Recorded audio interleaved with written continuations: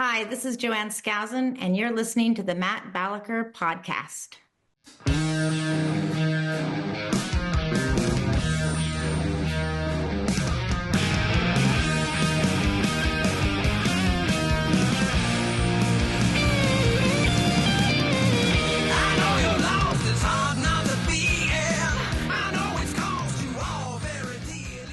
Hello, folks. Thank you for tuning in to the Matt Balaker Podcast. Today's guest is a parent of five, a theater lover, a teacher, and a co-author of dozens of books in finance and economics. Please welcome Ann Skousen to the program. How are you doing, Ann? Fine, thanks. Thanks for having me, Matt. We've been friends on Facebook for a long time. It's nice to actually meet. We're so old-fashioned. One day we might actually meet in person, but yeah. I don't want to get ahead of ourselves, Ann. I know right now we're both kind of neighbors. We're in Southern California, but where did you grow up, Ann?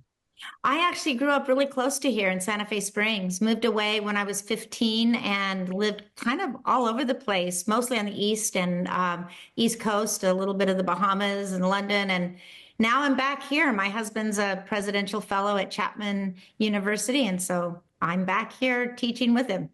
Circling the globe and coming back to OC. I love it. But I want to learn. So Bahamas, Europe, like what sticks out about some of your earlier adventures? Well, I grew up really poor. I grew up in a little 900 square foot house. I never thought I'd get, east of Arizona, where my grandparents lived, and we used to visit there every summer. And then my parents moved up to Redding when I was in high school, which was even worse. It was just such a little cow town. Now I go there and I think it's beautiful, but sure. I didn't appreciate it at the time. And but my husband was working at the CIA, so we moved to Washington, and I loved that. We would take great advantage of that, and people came to visit. And then had an opportunity to move to the Bahamas to get out from under some stuff that was happening, and lived there for 2 years, and then moved to Florida and spent 12 years there. We still have our home there. But suddenly Mark was asked to be president of FEE, the Foundation for Economic Education. So 3 weeks later, we were living in New York and loving that. We got there 4 days before the towers came down. So we had that. Oh, wow. So that was in Irvington, New York, right? FEE. Yes. Is that where you lived? We did. We lived in what was called the shanty, the little 3-bedroom house behind the gigantic mansion where we did seminars, and it was fabulous. I loved doing that. We would do seminars all summer long, and the house had 13 bedrooms upstairs that were the servants' quarters, and a 3-bedroom apartment next to it where we put the faculty, and we had our little shanty. And I would go from building to building baking cakes when I was cooking for everybody, because I would use all the ovens on the compound. But it was great. We really loved it. That's adorable. And for listeners out there, this shanty Ann discusses is probably $17 million would be my guess in today's market value. I'm going that was the main house. That was the okay. house. So the shanty was $7 million. Let's be realistic. It was, Leonard Reed called it the shanty, and it was just a little typical 3-bedroom ranch style house that was in the back, and that was the president's quarters. But the mansion was fabulous, and it was built in 1865. And Frederick Olmsted did the gardens. He's the person who designed Central Park. And there were real Tiffany glass windows, and it was a wonderful place. It's gone now. They sold it, and it's been torn down, and McMansion's there now. That's too bad, but the memories endure, Ann. And so for people out there who might be unfamiliar with FEE, and what is the elevator pitch? Like, what is a summary of what FEE is? The Foundation for Economic Education is the oldest free market think tank in the world. And all of the think tanks that you're familiar with today, almost all of them were started by people who had at one time gone to FEE seminars, and they learned about the free market. They learned about Austrian economics. They learned about the common sense of how the world ought to operate. And they went out, and many of them went into other kinds of occupations, but a lot of them started Young America's Foundation and Heritage Foundation and others. So it was the granddaddy of free market think tanks. It has quite the lineage. And a personal story, my older brother would take his girlfriend there decades ago, and now they've been married 20 plus years. So I think FEE is also, might not be known for a hotbed of romance, but there's some successful relationships, at least one that I know of that Yeah. Fee helped cultivate. I guess one thing that sticks out to me now, Joanne, about Fee, and I was a former, or I guess I was an econ major, and when I studied it, it was basically a math major. And I think Fee does a really good job of explaining things in kind of qualitative terms. You know, it's not everything is an equation. Yeah. Has it always been that way, or did you have a hand in that, or how do you think that? Right. Math has taken over the econ department, and it's all econometrics. But economics is really the study of human action, as Mises put it, and it's how we relate to each other. And when I was young, I was raised in a very non-political home, but they were also very Democrat socialist in that the government ought to fix things. The government ought to do it. If you have a problem, why can't the government take care of it? And I grew up thinking that. I thought, we need a new library in town. The government should pay for it. We have potholes. The government should take care of it. Someone's sick. The government should provide, because I didn't know any better. And then when I went off to college and I met Mark, we were both working in the publications office. He worked on the newspaper, and I was copywriter for the yearbook staff. So we worked in the same office, and finally we met. But on our very first date, he started talking to me about economics, and I think it was our second or third date. He said, your marginal utility is growing. Oh, is that the most romantic thing you'd ever heard, Joanne? For you is growing. In other words, yeah, such an economic term. But the thing is, when he explained how the economy really works and how the profit margin works and how we're motivated to do things in an exchange, and that in that exchange, as long as it's free, everyone gains. And the more he talked, the more I thought, that's exactly how I operate. I worked hard in high school. I babysat. I did a lot of junk kind of jobs because I needed the money, and I was happy to do the work because they were happy to give me the money. And I've always been motivated to never to ask for things, but to exchange. I would never expect someone to just give me something. And so the more he talked, the more I realized it. It was that light bulb moment for me. And we've been working together ever since. We started dating, and within the first 2 weeks, we were exclusive. And then he was finishing up his graduate degree, and so he went off to Washington to work for the CIA. I was still a freshman when we met, which I would never recommend to anyone. Furious if my children at 18 were dating somebody 24, 25. But for us, it worked. It worked really well. And we've been married now for 52 years. So, and we've been partners the whole time. We started out right at the beginning, working together, writing books together, running a book business together, running Freedom Fest together, teaching at the same university. So we've had a really strong partnership. Wow. So 50 plus years of marriage, Joanne, and you work together. Like, how? Like, I love my wife to death, but I don't know if we were to like copreneur, I think that's the word. I don't think we'd be a good fit. What are the keys to working with someone? One is a nice, big, beautiful house where we can be in different areas. The other is being able to close the door so I don't have to see the mess.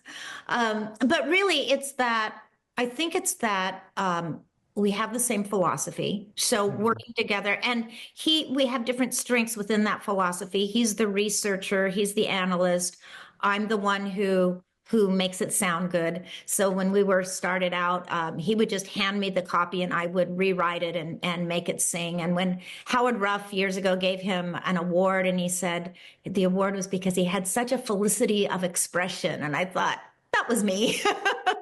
But we have worked really well together. And funny story, one of our first books was called High Finance on a Low Budget. And it went through 5 editions, and it sold about 350,000 copies. The hardbacks we sold ourselves, and then Bantam did a paperback. And in the 90s, it was time to update it because everything had changed. And so Mark didn't have time. So I updated the whole thing, and I said, I want my name on the cover this time.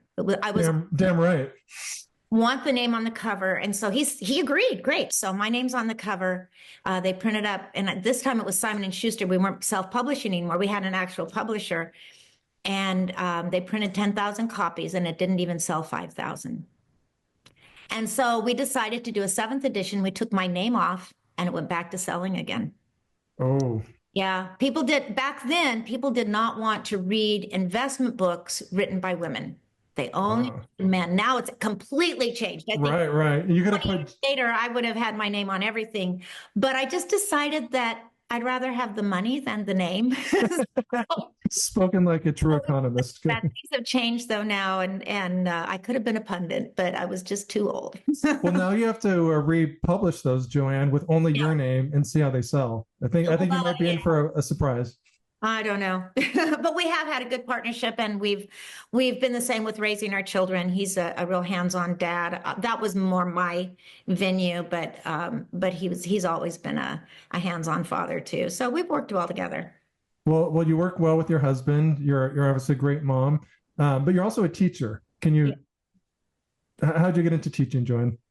I started out majoring in journalism. Then I quit school to get married, started a family, started traveling, started writing books. I didn't have time for school because we were writing a book a year. We were traveling to all these conferences. Back then you could deduct your travel expenses if you were going to an investment conference. So we would put together all these lavish trips all over Europe and Asia, and everybody came because, they enjoyed the investment advice, but they really enjoyed the venues.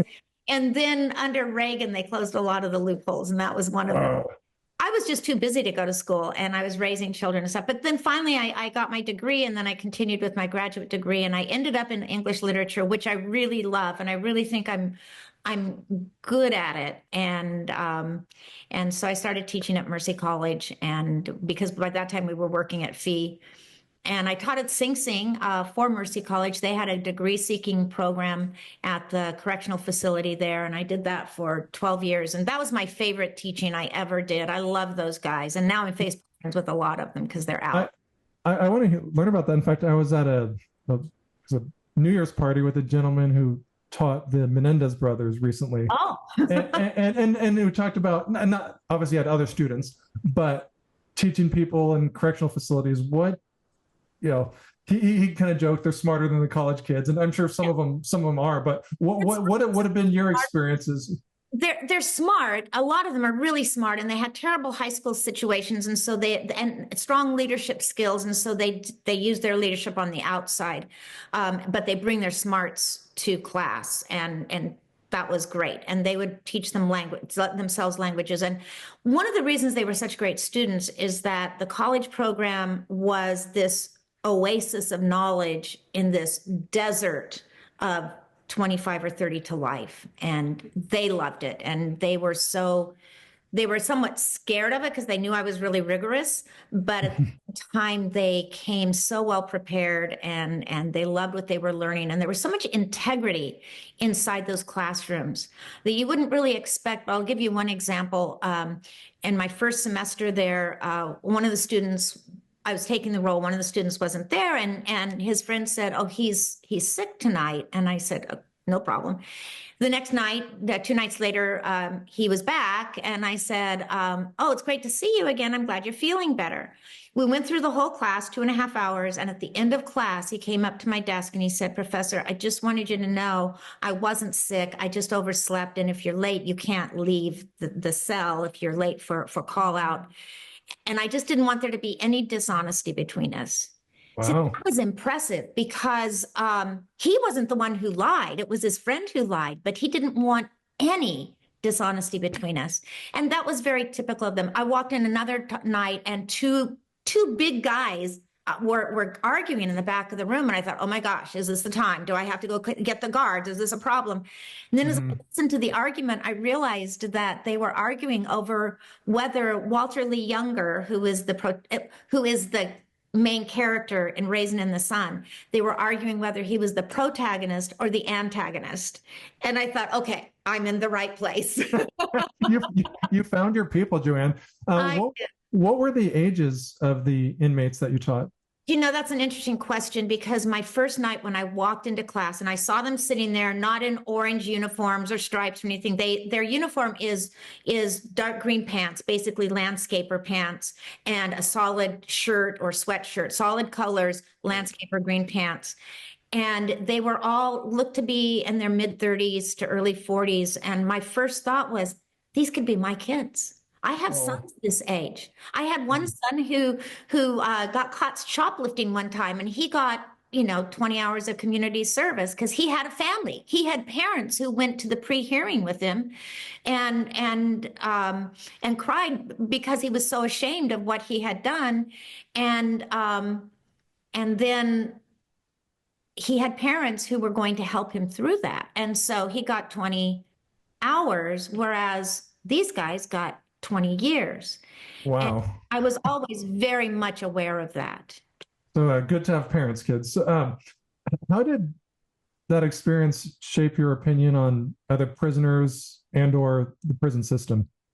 Yeah, I think education, the programs that are available to these inmates are so critical to their ability to progress and rehabilitate. And we want them to transform. They're going to come out. So the question is, how are they going to come out? Are they going to come out as criminals, or are they going to come out like my student who didn't want any dishonesty in his life? And education really is the key. They are transformed by that. That and the fact that our program was privately funded.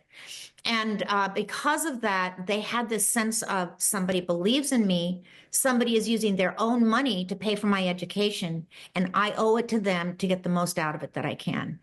And so because of that, they graduated within 4 years, maybe 5 years. They didn't just languish taking classes because it was something fun to do to get them out of the cell, but not really. And then they had a degree, and so they could get a job when they got out. And the recidivism, the national recidivism rate is 62% go back to prison within the first 3 years, 75% within the first 5 years. For the first 20 years of our program, 0%, zero of our men went back to prison in the first 20 years. Now, since then, there have been some who've gone back, mostly for drug-related charges. But it's still under 2% of our guys go back to prison. So it's a good program. And how many students would you estimate were in this program? I would say by this time we've probably, I say we, because I still want to be part of it, although I'm not, because I'm not in New York anymore. But I would say at least 2,000 at this point have come out of prison. More than that have gone through our program, but at least 2,000 have been released. So it's been a really, really successful program. And I think the private funding is one of the things that makes it so unique and so successful. Well, thank you, whoever is funding that. And I don't have much pull in really anything, but you might in the prison system, Joanne. And one thing I've lobbied for a long time is linking pay of people that work in prisons to recidivism rates. I don't know if there's any way to do this. I imagine there'd be union pushback, but is there a way, like, at least theoretically, does that jive with you, or what do you think? To be paid by your success rate, but the unions, it's not. Do you think that's what it? Because I understand it couldn't be 100% of your pay. You have bills to pay, but it's sort of like if you're part of a corporation, you can have a stock option plan, or you might just invest in your own company's equity. Yeah, it's an interesting idea. There are a few private prisons. Wackenhut was one of the organizations that did private prisons. One of the problems, I think, with tying pay to success or not success is that it skews their attitude. That would certainly help them want the men to do better, but it also might make them be even more vicious towards the ones who aren't. There have been problems with because they get more money for more prisoners, and so there have been problems with shuttling people off to prison who don't really need to go there just because they get money for that. So I kind of don't like the idea. But here's the reform that I want to happen, and it's happening in New York now, and that is, I don't think you should have to say that you're a felon for the rest of your life.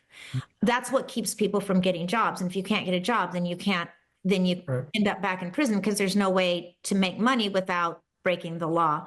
So just like with medical insurance is different now, but under Obamacare, but up until then, if you had a pre-existing condition, it was very difficult to get medical insurance. But after 7 years, you could legally say no to the pre-existing condition if you hadn't had any other problems with it.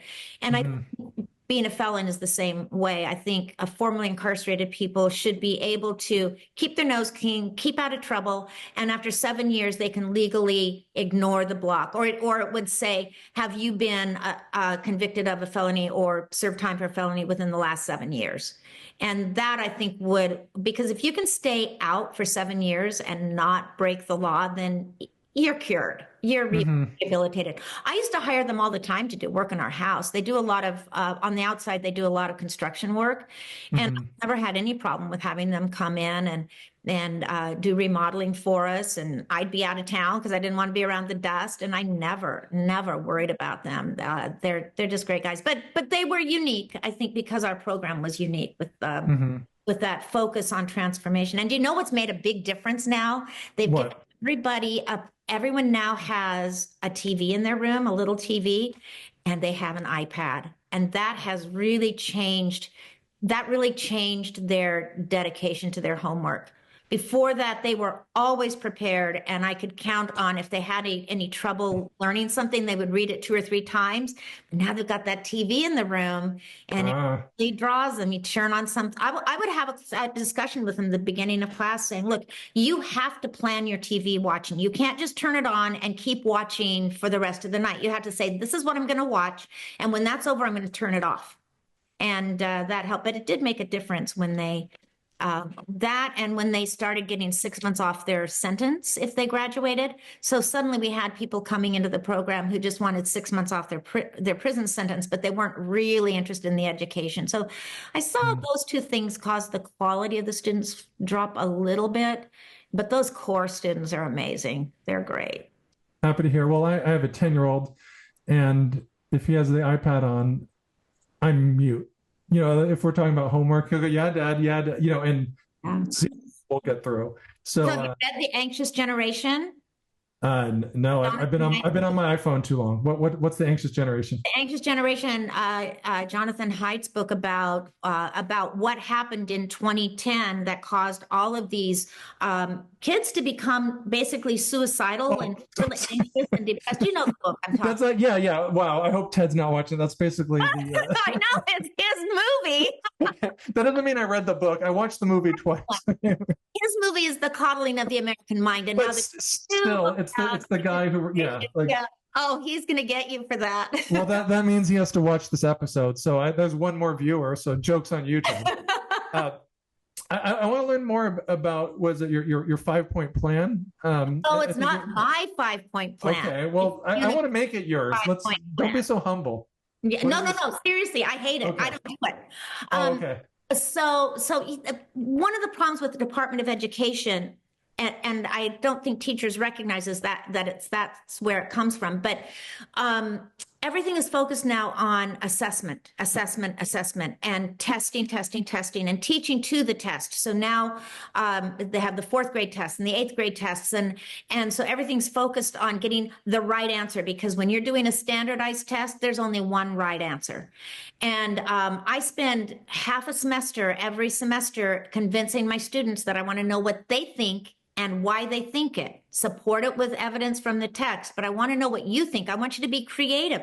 There isn't just one way to understand a poem or a character. What do you think, and why do you think it? See, I think that's important. Critical thinking for life can come right out of a poetry class, because it's what do you think and why do you think it? What do you feel and why do you feel it? Here's your idea. Now support it. You can say it's my opinion and I'm entitled and you are entitled to it, but no one else is going to listen to you. It doesn't have a lot of weight if that's all it is. Yeah. So I do a lot of teaching them how to figure out why they think what they think, and to use that for support. But out of all of this assessment comes these standardized rubrics. And so, and I don't have one with me, so I couldn't actually go to it, and I don't use it. But it would be a grid of 5 topics and 5 layers of how well you can do it. And so there were 25 different possibilities of how I would have to assess a particular essay. And I would have to go across all 5 of them and then figure out, going down, how well they did it might be content, supporting evidence, grammatical clarity, length, and then does it engage? Does it show a sophisticated level of understanding? Those kinds of things. So those would be the topics, and then you would have to decide how well they do those, and then mathematically you give a creative piece a grade. I hated that. I would give them the rubric at the beginning of the semester because I was required to, but then I never used it. Here's how I think grades should be given, because every student now thinks they need an A, and the only grade is an A. And if they don't get an A on the first assignment, they drop the class because they have to get an A. Grades to me have become meaningless outside of the sciences and math. Math and science can measure. Creative writing, literature, humanities, they're not really measurable except the things that are measurable. Like you can memorize the kings and the dates and the wars and you can memorize those things, but that's not going to help you understand why wars happen or whether a king is a better a form of government than a democracy. Those things aren't really measurable.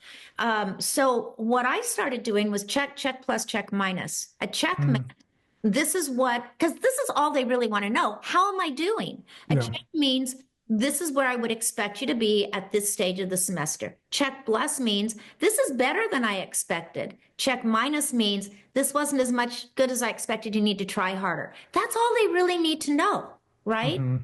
But you can't do that now that everything's on Canvas and programs. So I have to use letters and numbers. So I use numbers, and I know all they're interested in is 90 to 100. That's an A to an A minus. So now I have to use the numbers to let them know. They know if they get a 93 that they're not working as hard as they should. 95 means that's what I expect. Anything above that, I mean, it's become so meaningless. And especially with teaching something like poetry, where if they get a bad grade, it says to them, I'm not creative. I'm not a good writer. That's the last thing I want them to get out of my class. I want them to leave my class thinking, I'm good at this. I can be a poet. I can be a writer. So does it become an effort grade? Yeah, it kind of does. But it's because grades have become so meaningless. There are probably 80% of the students with a 4.0 average. So what does it even mean? So I just ended up using it as a teaching tool, largely because I'm teaching at a university where all of the students are A students. Right. And so for them, I just need to let them know you're doing well. I really liked this, or you got to work harder. And I give zeros. If they don't turn anything in, they get zeros. But it's a very specific kind of class. It's poetry. It's not measurable. And my goal is for them to feel creative and to understand poetry. And a lot of students at the end of the semester tell me it's the best class they've ever taken. And I think it's largely because they feel good about themselves and they're writing poetry and they're I can do this. And I think that's part of a college education, is to come out saying, I've learned something I couldn't do before. I think I'm doing it really well, and I'm going to continue doing it for the rest of my life. The grade doesn't mean anything. That's what matters. That's changing lives and changing people. So, of course, this will get back to Chapman now, and they'll come in and say, you can't do this. But I don't think so, because I get really high evaluations, and it's just a different kind of class. If I were teaching math or economics, I wouldn't do that. It is a different, you're kind of shaping minds or allowing students to look at things differently. And college is, I guess, one of the few times to do that. So good on you. Have you ever taught, I guess, primary or secondary school? I substituted at my kid's private school for a while. So I did that for a few years, and then once I got my graduate degree, I started teaching at Rollins College. Now, Rollins College and Mercy College were different because we had an exit exam there. So with the exit exam, you could do the entire semester, and then And then at the end of the semester, you would take a 3-hour exam, and you had to respond to one of 3 questions. You didn't know what it was going to be, and it would be based on one of the 6 books that were on the curriculum. And 2 other professors would read it and decide whether it passed or not. Mm-hmm. And if it didn't pass, you had to take the class over again. So the exit exam was really critical, and so it was a different kind of thing. And there the rubric mattered. Did it have a thesis statement? Did it have topic sentences? Was it grammatically correct? Did the content make sense? They wouldn't have quotations because they had to do it from memory. But those were some of the things that, is it organized like a 5-paragraph essay? I actually enjoyed doing that. And I was very rigorous on those, because it was teaching them not something creative like poetry. It was teaching them something structural like a 5-paragraph essay, which they could go out and use to write a 5-paragraph essay or a 5-chapter thesis or a letter to the editor, or the principles that you learn from the 5-paragraph essay. Basically, it's an introduction. Tell them what I'm going to say. It's 3 or 4 points that are supported with 2 or 3 examples. And then this is what I just said. You use it for giving a speech. You use it for writing an essay. You use it for writing a letter. And it needs to be done well. And so they would come into class a little worried, because they know that at the end, if they don't pass that exit exam, they're going to have to take the class again. And so I became their savior. I would tell them, if you do things exactly the way I tell you to, if you do your homework, respond to my comments, and I would write copious notes on their essays, and come to class every day, I guarantee you will pass the exit exam. And they did, unless they didn't do those things. And I was running the Learning Center at the time, and we had so many students who were failing again and again. Some of them would fail 2 or 3 times and still not make it. And so I designed a course between the semesters where, instead of having to take the class over again, we would give them this very rigorous, intensive 2-week preparation to retake the exit exam without retaking the class. And my success rate with that was between 85 and 90%. Because I knew how to teach it, and they were motivated, and they knew how to teach it, and I would teach my tutors who would come in and teach the courses with me, and within 2 weeks they would have it, and then we would track them afterwards too to see how they did on their next courses, and they'd be A's and B's, so they would learn it. So teaching to me is a real art. It's you have different goals for different courses. Ultimately, my goal is to help form productive, intelligent, persuasive, logical thinkers who can go out into the world and make a difference in the world, and not be those crazy people posting memes that don't make sense. So they're only on my Facebook feed, I think, but they might be elsewhere too. Well, I'm glad you're doing that. I tell myself, just don't even respond. You're not going to persuade people, so just don't even respond. That's very true. I want to get your opinion, Joanne, for people who maybe are, teaching 4th graders, or they're teaching poetry to high schoolers, and they're in Arizona or they're in California.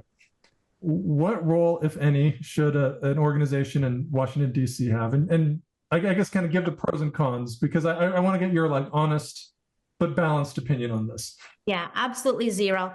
I think the Department of Education was perhaps useful for establishing standards in neighborhoods where, in really underserved neighborhoods, where they needed to know what are the basic standards. That's why we did an exit exam. Mercy was a very underserved, we served an underserved population. Most of our students came from the Bronx, Yonkers. Many of them were going to college first in their family, and they were all over the map in terms of their preparation. And I think there are spots of school districts that are like that, where they needed to know what's possible what is it possible for students to learn, and what are they learning in other areas of the country, and how can we, knowing what's possible, how can we get there? It's just like my daughter's a figure skater, and so I've always watched figure skating. And when she was skating, no women had ever done more than a double jump. Michelle Kwan, double toe, nationals 10 times. And then they found out they could do it. Once you see that one person can do it, suddenly you say, I can do it too. You have kids. Have you ever watched them? I remember being at a baseball game or something. There was a little boy in front of me, and he was standing on a stair, and he wanted to jump down to the next stair. And he'd start, and then he'd stop. Start, and he'd really want to do it, and then he was afraid. Yeah. Finally, he does it once, and then he's going to jump, because he knows he can do it. So I think there was initially a reason for a Department of Education to let people all over the country know this is possible. You don't need to wallow in the lowest common denominator. But now it has become so focused on assessment that teachers can't be creative. They can't do anything except prepare for those tests. And so the poor kids aren't learning anything interesting. I get students in college who have never read a novel all the way through. They have read snippets of novels because in a standardized exam, there's not time to read a whole novel. So they'll give you a paragraph and ask you some questions about the paragraph. So they learn how to read a paragraph and answer questions about a paragraph, but they never have the joy of getting immersed in a novel and reading it all the way through. And they don't have time because they're learning all this, how to pass a test. If you want to learn vocabulary, they learn vocabulary by memorizing words and their definitions. The way to learn vocabulary is to have a book read to you out loud that's a little harder than you can read yourself, so that you're hearing words that aren't in your vocabulary yet, and you're hearing them in context with inflection. And because of that, you're figuring out what these words mean, even though you've never seen the definition. I read to my kids every single night. And so they were always hearing good sentence structure because we were reading good books together. And eventually they didn't need me to read to them anymore. They were reading on their own. So teaching to the test has created a generation, almost 2 generations now, of non-readers. Just non-readers. They can read a paragraph and figure it out and answer the questions. And that all comes from the Department of Education. Teachers complain about all the assessments that they have to do, that when they get finished, they have to, for every assignment, they have to do this rubric. That's where the 5 points. Okay. I don't do it, but they do. That they have to not just decide, is this an A, B, C, or D, or how many correct? Did you get 10 correct or 12 correct? But they have to then look at this assessment that comes down from on high and respond to that for every student.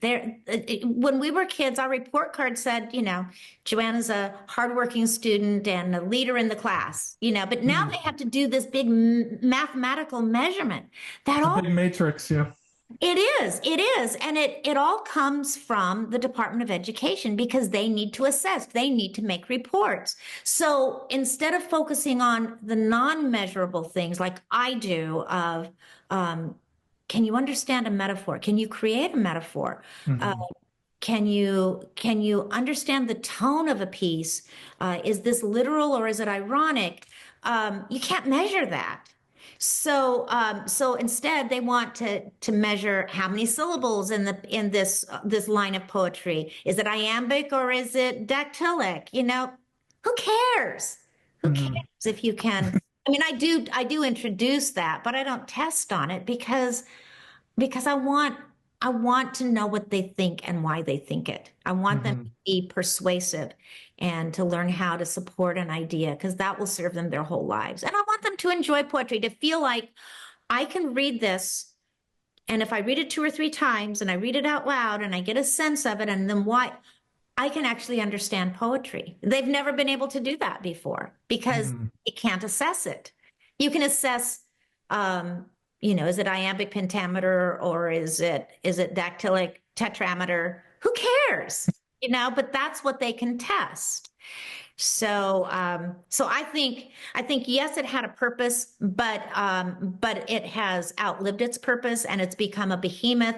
And assessment is the name of the game, and they're making hundreds of thousands of dollars a year just to assess in order to report back. And who's making hundreds of thousands of dollars a year to the assess? assessment officers? Okay.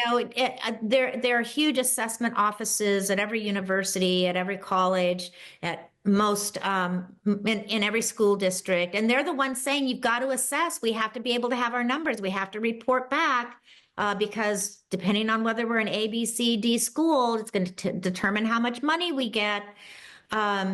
Kids never go on vacations with their families anymore because the school has to have that attendance record. I used to take my kids. I took my kids out of school regularly. I remember going to pick up my two oldest from high school one day and told them, this was before cell phones, and I just went in and said that they had a dentist appointment, and they came out and said, "You didn't tell us we had a dentist appointment." I just forgot to tell you. We get out to the car. I go, "We're not going to the dentist. We're going to go see Batman. It just opened. We got to go to the movies." And I knew them well enough to know that they can miss a day. But and we would travel with them. We would take them on these wonderful conferences that we went on. So they'd go to Europe and they'd go to Australia and stuff. But I always felt sorry for those kids who won the perfect attendance award. Mm-hmm. Because nothing better ever came along all year. Nothing better than school came along. Well, we had that when I was a kid, and now when I realize like how directly linked to their funding it is, it's like, oh, okay.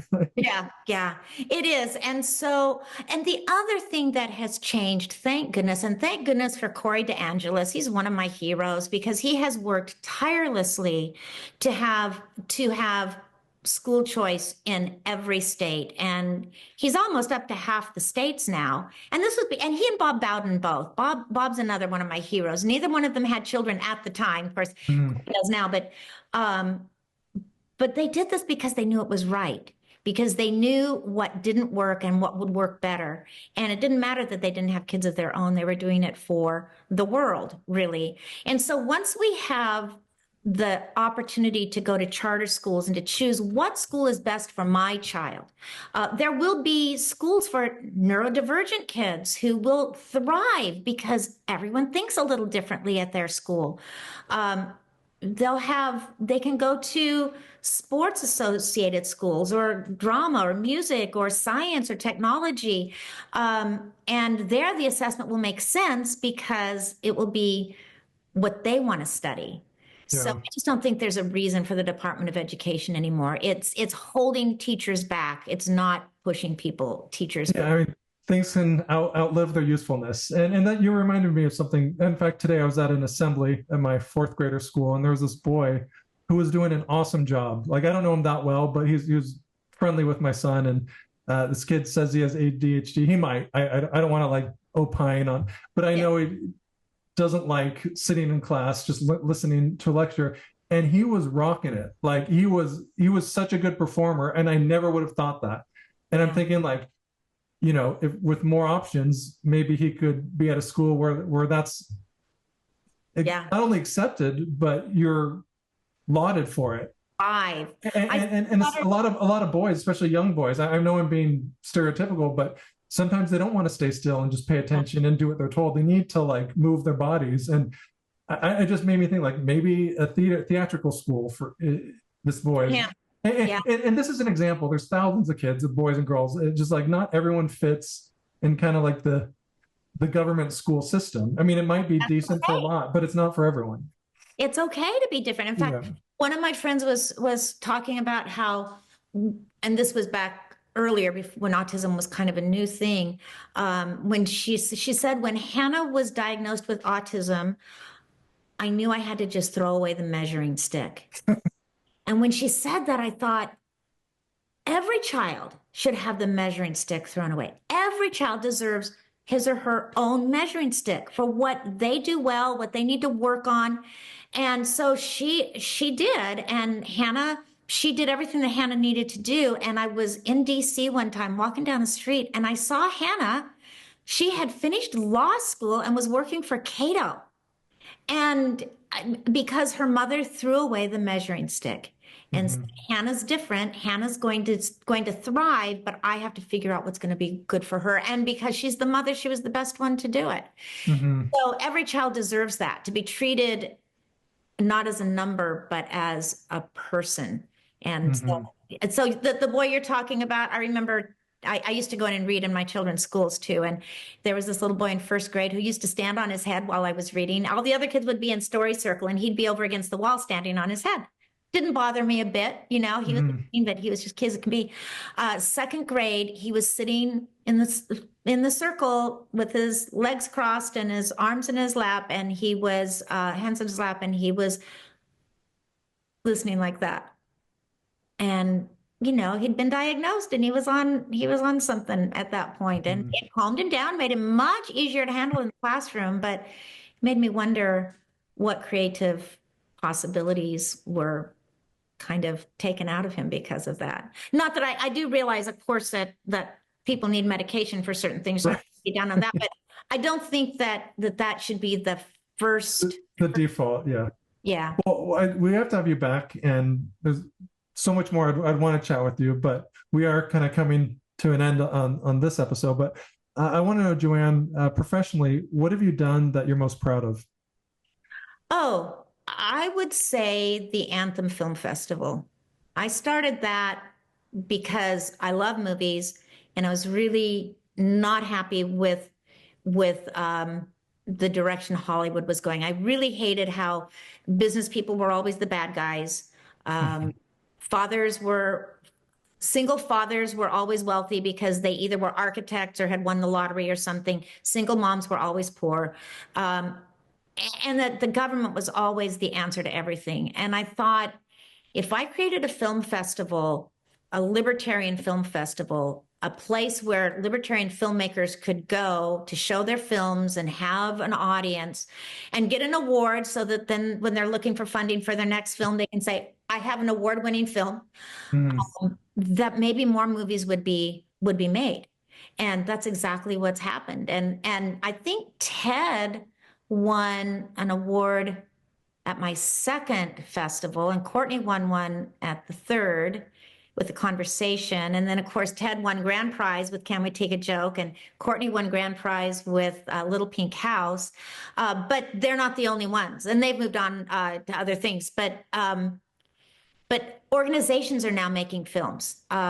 They recognize the importance of the power of storytelling, the power of film to make their point. So a lot of these legal organizations like Institute for Justice and Federalist Society and Pacific Legal and many others are making films about their cases because people will watch films. And you can talk all you want about why it should be legal to sell your bone marrow. But you see the movie, Everything, that was done by Institute for Justice, that 15-minute film, it tugs at your heart. And you get it at that point. With Little Pink House, Courtney talked about how everyone in that film got it. It had nothing to do with politics. It had to do with fairness. And it didn't matter whether her actors were Democrat or Republican or Libertarian or nothing. They got it because it was a fairness issue. And so, I mean, it's not just because of me, but that's the thing that I love doing, and the thing that I think I have made a difference, particularly with the think tanks, doing more storytelling, and we are seeing more libertarian films, even in Hollywood, and independent films. So, and I think documentaries have gotten better because of my festival, because you can't just do talking heads anymore, because the others have gone ahead. They keep ratcheting up in quality, and they're doing great storytelling now. So I'm really happy with that. They're jumping off the step, like those little boys you mentioned. What are you most optimistic about? Optimistic, I think we've had 3 very contentious presidential elections in the last 12 years. And and everybody thinks that the sky is falling and everybody's threatening to leave, and people are now they're really threatening violence it makes J6 look like nothing when you hear how many people are threatening assassination and so forth and getting away with it. But I've still seen over and over again, because I've been doing this for over 50 years, the pendulum swings. We get too far one way and then it swings back the other way. And I think that because of the Bill of Rights, because of the Constitution, and especially because of the Bill of Rights, we're always going back to center and moving in one direction, moving in the other. I worry a little bit because free speech is really getting trampled at this point. Students don't even understand the importance of protecting all speech. So we need to continue working on that. But I think that we're going to be okay, that we're going to swing back a little bit, but that depends on if we can get these charter schools going and get rid of the Department of Education. Well, where can people out there learn more about you and what you're up to? Oh, you can go to anthemfilmfestival.com. That's my website. They can contact me at joanneskousen@gmail.com. My name, no dots, just my name @gmail.com. And I'm on Facebook, but I'm kind of getting away from it. I just read Jonathan's book about the anxious generation, and I realized I'm getting a little anxious myself. That's good advice for all of us. Well, thank you so much, Joanne, and love to have you back. An Anthem. Come see the Anthem Film Festival at Freedom Fest. We'll be at Palm Springs this year, June 11th to the 14th. So come to the film festival, come to Freedom Fest. You can go to freedomfest.com for that and anthemfilmfestival.com for my website. Thank you for listening to this episode of the Matt Balaker Podcast. To learn more, please check out mattbalaker.com and encourage your friends to like, subscribe, and share. Really appreciate it.